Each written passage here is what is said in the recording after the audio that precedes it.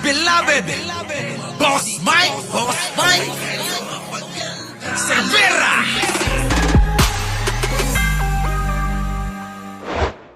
Mga otoridad kung saan galing ang 10 bilyong pisong halaga ng shabu na nasamsam sa dagat ng Zambales. Ito na ang pinakamalaking drug haul sa kasaysayan ng bansa. Nasa frontline ng balitang yan, si Gary De Leon. May mga designated system. Ito na daw ang pinakamalaking nahuli, nasabat sa kasaysayan ng bansa. Ibig sabihin, mga kababayan, sa sinabi pa lang ng reporter, abay, wala na si Digong, oo, olats na.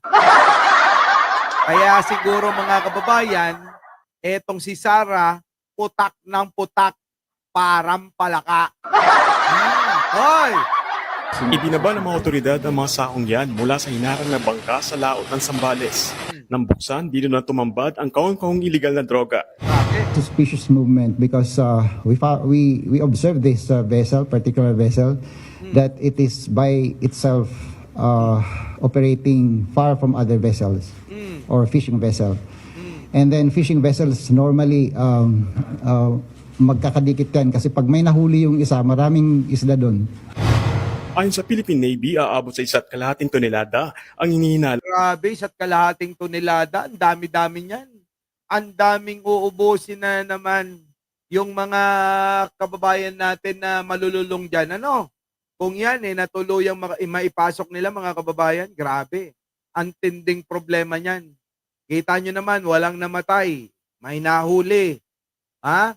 Nasabat yung droga. 10 bilyon ang halaga.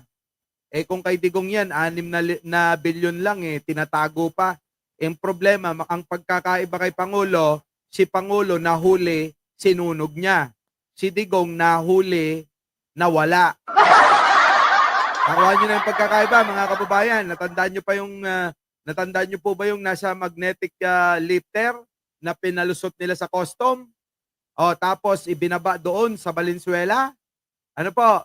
Tapos mga kababayan, nung mahuli at mabulatlat, na-discover mga kababayan wala ng laman. Makaraan ng ilang linggo, abay doon pa lang nila binuksan. Pinuntahan pala, hindi binuksan. Pinuntahan, ngunit meron ng butas mga kababayan. Halatado nyo na inilabas na yung mga droga na nagkakahalaga ng 6 na bilyong piso. Ulitin ko lang. Si Digong, pag nakahuli, yung nahuhuling droga na bilyon-bilyon ng halaga, nawawala basta-basta. Tapos sasabihin pa ni Digong, wala namang laman talaga Di ba? Ngayon, kay Pangulong Bongbong, eto, ura-urada. Anong ginawa ni Pangulong Bongbong Marcos? Sinunog lahat. Para mga kababayan, sigurado, pinuntahan niya mismo. Nando doon mismo ang Pangulo, binantayan kung paano ito sunugin para walang makalusot kahit kapiraso. Kasi mga kababayan, ang Pangulo, galit sa droga ito, taliwas sa mga sinasabi ng mga DDS na nagda-drugs daw siya. Galit nga sa droga Nakita nyo ba yung interview sa kanya noon na hindi pwede yan sa mga usok gawa ng asthmatic ang Pangulo. Tapos pinipilit nila, nagdodroga. Grabe, no? So ngayon, mga kababayan ko, tuloy natin to bago natin puntahan si Buday. Ng shabu. Nagkakalaga ito ng aabot sa 10 bilyong piso. Grabe. Nagkakalaga ng aabot sa 10 bilyong piso. Alam nyo po ba yun kung gaano karami? Yung mga adik, kapraso lang, katiting, gapatak, gabutin lang ng pinagbabawal na droga na yan. Abay mga kababayan, mag-iiba na yung mga pag-iisip niyan Ano po? Grabe, no? Di ba, Baisor? Tama ginawa ni PBBM, binantayan niya kasi magiging recycled Yan, i-recycle nila yan pero si Pangulo hindi. Puntahan natin. Ang nangyari nga, surprise visit pa Bago sunugin, hinintay si Pangulo para check upin kung totoong susunugin o baka mamaya napalitan ng ibang droga, ng ibang mga, alam nyo na, maraming kamukha yan. Mamaya asin, betchin. Oh. O kaya naman mga kababayan, asukal o tawas. Ano? Kaya mga kababayan, ako naniniwala ako kay Pangulo. Tama po yung desisyon tulad ng sinasabi nyo. Tama ang desisyon niya na itong droga na ito ay bantayan para sunugin. Ngayon mga kababayan ko, si Buday nagwawala. Alam nyo naman ito, tatanga-tanga, ano? Ito, pasok! Ako ba ng presidente ang sirain ang ebidensya ng Ano mga kababayan, sirain daw yung ebidensya. Tatanga-tanga ka talaga. Hindi na kailangan gamitin pang ebidensya. Kailangan sunugin na kasi kapag ginawa yung ebidensya, nawawala. Di ba mga kababayan tulad ng ginawa nila? Pag nakahuli ng droga, di ba ini-imbak nila, itinatago nila? Si Pangulo hindi ganon. Basta, picturean, gawan ng report, tama na yun. Bubu! Gusto mo pa talaga na kumalat yan? Tulad ng ginawa ng ama mo? Tingnan mo, pasok! hindi ko alam, ma'am, trabaho ba ng presidente ang sirain ang ebidensya ng hindi yan trabaho ng hindi trabaho ng presidente ang mag-photo op sa nahuli na drugs at mag-photo op sa pagsira ng nahuli na drugs. Kita nyo mga kababayan ng katwiran? Bobo talaga, di ba? Hindi ba pwedeng binantayan at sinigurado lang ni Pangulo na dapat mawala na ng tuluyan, masira lahat yan. Sapagkat nga yung mga kababayan, pag yan nailabas pa o sinistema ng kung sino man yung mga bantay sa lakay dyan, mga kababayan, sigurado maraming sisirain na kabataan. Yan ang hindi alam niyan. Kung ano lapad at kapal ng mukha niyan, yun din naman ang kabaliktaran ng kitid at liit ng utak niyan. Grabe, no? Ang Pangulong Bongbong Marcos, sa 3 taon na panunungkulan, kita mo naman, bloodless. Buday, bloodless. Walang namamatay. Pero maraming nahuhuli. Yung tatay mo, ang daming pinatay. Pero bakit kakapranggot lang ang droga na nahuli niya? Nakakapagtaka. Di po ba mga kababayan? Hindi po ba kayo nagtataka? Ang daming pinatay. Si Digong, mga kababayan na Pilipino. Pero yung record ng nahuling mga droga, kakapranggot lang. Bakit kaya? Hindi ba kayo nagtataka mga kababayan ko? Hindi kaya sinisistema ni Digong yan? Yan ang kaibahan, mga kababayan. Malayo talaga.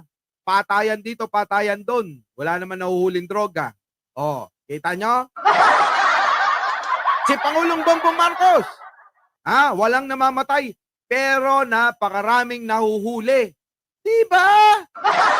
Yan. Tignan nyo naman ang pangangatwiran nito.